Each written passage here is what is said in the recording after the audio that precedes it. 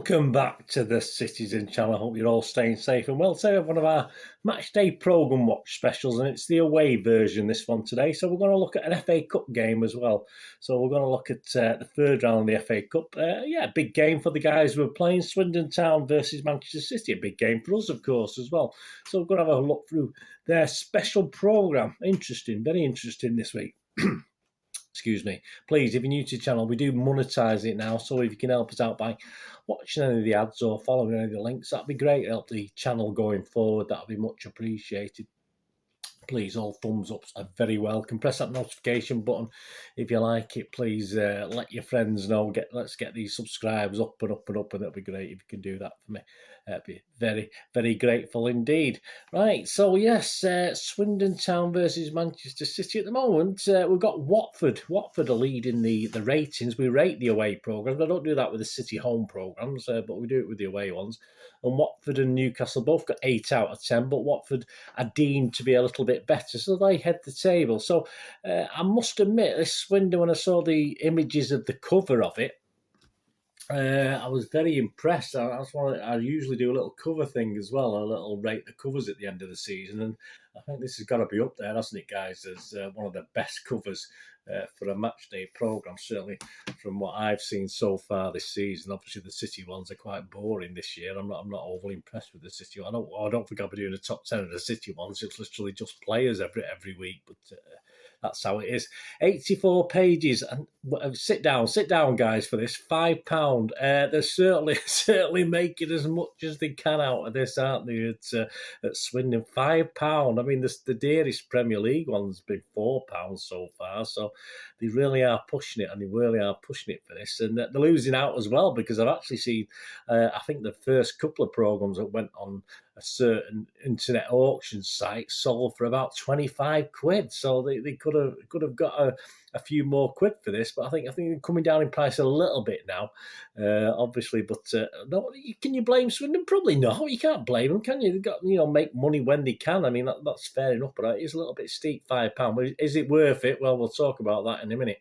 I did actually get my two. I got a couple of copies. I always get a spare one.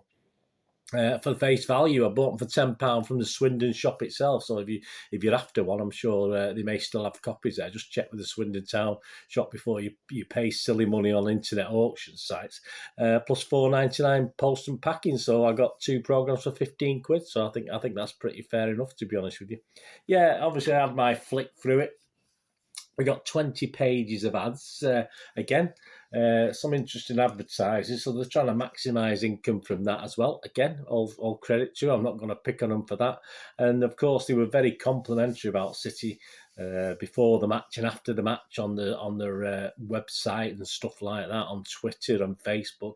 And this is sort of continued in this programme. It's all complimentary about City. There's some nice work on City as well. Flick through, yeah, I had a quick flick through it. It's obviously the bound cover, which I'm not a big fan of, but unless there's anything to pull out as a poster, it doesn't really matter, does it? It's just a bit hard to sort of push down and read the thing. But yeah, just a flick through, quite big and bold. It's all right, a bit bland in its layout, quite colourful.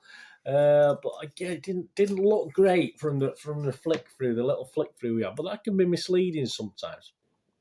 So yes, let's get into the meat of the programme. Yeah, we had the manager and captain, chairman and CEO all making a little comment, and basically it's just looking forward to the game. Absolutely nothing fantastic or groundbreaking in that. So you've got 4 guys there with a couple of pages each for the manager and captain, just 1 page each for the CEO and the chairman, just saying how wonderful this is and what an opportunity, etc., etc., etc. And then we get the visitors bit, which is it's nice. 12 pages, plenty of bio information on the players as well, not just a picture and 4 lines. You get a good raft of information on the City players, and of course there's a good piece on Pep as well. And they have the ground as the City of Manchester Stadium, and it's not called that anymore, guys. So I was a bit puzzled by that one. Perhaps they didn't do their own work. It's obviously officially called the Etihad. Perhaps they're not allowed to say Etihad. I don't know. It's copyright. I'm sure it isn't. But yeah, they still called City's ground the City of Manchester Stadium. At least they had the nickname, the Sky Blues and the Citizens. Obviously, I've always preferred Citizens, but I know Sky's Blues has been used, but that's not the traditional one for me. But nothing wrong with that. But yeah, ground City of Manchester Stadium, not really. Yeah, the town city connections, of course, looks at players who've had a connection between us and them. And of course, there's Mike Summerby, as we know, and Nicky Summerby. But you've also got players like Kevin Horlock and Fitzroy Simpson. Interestingly enough, Horlock also scored for City when he returned to Swindon as well. So that's usually it's against us, isn't it? But it's nice for us to get a goal, get a player to get a goal against his old team for us. That's nice to see. The Junior Reds has a City trivia quiz, spot the difference, that sort of thing. And just a question from there. I'll give you the answer at the end of this programme thing. Can you name or who was the City captain? Quite an hard one. This I don't think Swindon players would have Swindon fans would have known. Well, possibly you never know. Who was the City captain in the 05-06 season? So even I struggled with that. 05-06, who was the City captain? Paul Benson, ex-player, relives the last time Swindon were in round 3, which is as long ago as 10 years ago. So, excuse me. A 2-1 win over Wigan, which was a big result from them, to be honest with you. At least they can beat Wigan in the Cup, which is more than we can do. Goalkeeper Lewis Ward, yeah, interesting. He talks about his plans for life after football, what he's up to, and what his plans are, and what he's been doing for his future, which is interesting. Because don't forget, these players certainly on the WHATS that our Premier League players are on, of course. So you do have to look to the future and what they're going to do. I mean, all footballers, even Premier League players, have to do that. But more importantly, for the lower division players who don't command the wages, of course, of the Premiership counterparts. Legend Don Rogers, obviously a bit Swindon Town legend, talks about looking forward to this game and seeing Jack Grealish. Sure, so he's looking forward to seeing Jack Grealish, but never mind, Don. Romany Critchlow, yeah, he also looks forward to the matchup. So basically, this is what it is. It's just players saying how they look forward to it, want to test ourselves, and this is great playing City, blah, blah, blah. But it's a bit repetitive, guys, a bit repetitive. There are a couple of bits and pieces. The kit man, yeah, this is part 2, so there must be something they've been doing in their other programmes as well. The kit man, Steve Hooper, is interviewed about his role he plays. If it's anything like our kit men have been, good luck to him. Player Lewis Reed shares his excitement, of course, of pitting his wits against City again, just the same sort of thing. And to be honest with you, that's more or less it. So not great for £5, to be honest with you. Mainly about players and staff and the CEO and the chairman and the captain and the manager looking forward to the challenge of playing one of the best teams in the world, which is what we are. Obviously top 3 at least. Best team in England, absolutely no doubt about that, and one of the best in the world at the moment. But plenty of respect shown throughout. Always there's no disrespect at all, which is continuing what happened on the website, etc. And plenty of good info on the City as well. That's nice. So if they are, say, a young Swindon fan reading that, I mean, that's what we want. There's nothing wrong with the young Swindon fan sort of having a liking for Manchester City. I mean, obviously, I don't think I'd do that, but I'm sure some fans who support, let's say, a lesser club probably might follow a big club as well. It's something I probably wouldn't have done. I don't think I would have done it. Obviously, it's always been one team for me, but yeah, I mean, why not? If there's information in there and the kids will look through that. There'll be a lot of kids there on the day, that obviously when we played Swindon. So yeah, all good for City. Yeah, so a nice piece on the links with the players, of course, the Summerbies, etc., Horlock and Simpson between the two clubs. But yeah, not great. Not great for a £5. But a bit disappointing. It looks good. It looks good on the outside. It'll certainly be up there as far as the cover of the season is concerned. There's nothing wrong with that.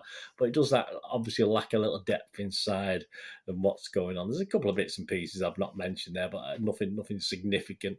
And of course, fair enough. It was an important game, and they're going to talk about the game. They're not going to talk about Swindon Town versus some other lesser team that have been played back in time and stuff like that. And we have a little bit more history. Perhaps you could have done a little bit more on the Swindon City history matches, stuff like that. But they give everyone a voice. As I say, there's quite a lot of just pieces from players and ex-players, etc.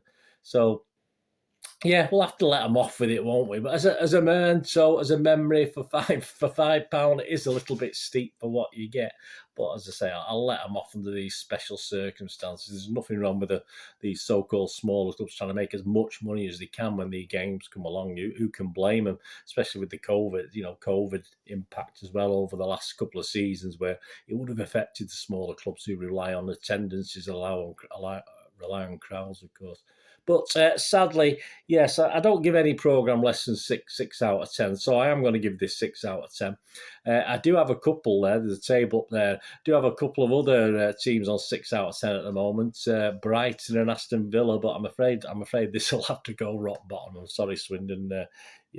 As far as content, brilliant cover. Don't get me wrong, but as far as content inside, okay. Obviously, I didn't read the City bio stuff. I know most of it, but apart from that, it's probably about 5 or 10 minutes read for me of stuff I wanted to read. I'm not really interested in the chairman saying how he's looking forward to the game or the manager, etc. It's just the same sort of comments from different people, to be honest with you.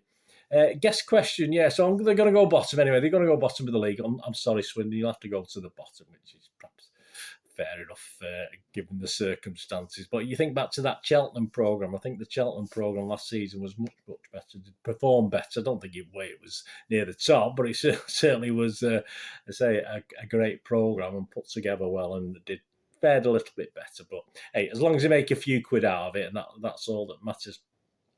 So bottom of the league, I'm afraid. If you've got this. Let me know what you think. Am I being a bit mean? I don't think so. And the next question, of course, who was the City captain in the 2005-2006 season? Well, of course, it was Mr. Sylvain Distin, wasn't it? And then he lost it to Dunny, didn't he? He lost the captaincy to Richard Dunne because Distin was supposedly then when he lost it on the way out. So there you go. Thanks for watching.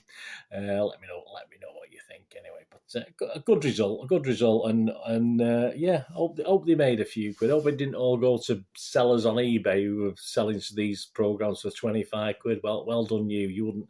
I don't think you'd have to pay that much now on there. But obviously the first couple of guys who listed them took the mick. And obviously why not? That's just how it is. Or they may give it to charity. You never know. Whatever. Anyway, thanks for watching, guys. Have a good rest day. Have a great one. Look after yourselves, look after your friends, look after your families. More important, let's all look after each other. To be here again on the Citizen channel. I only ask one thing, don't I? Please stay safe, Blues. Come on, City. Thanks for watching. Bye for now.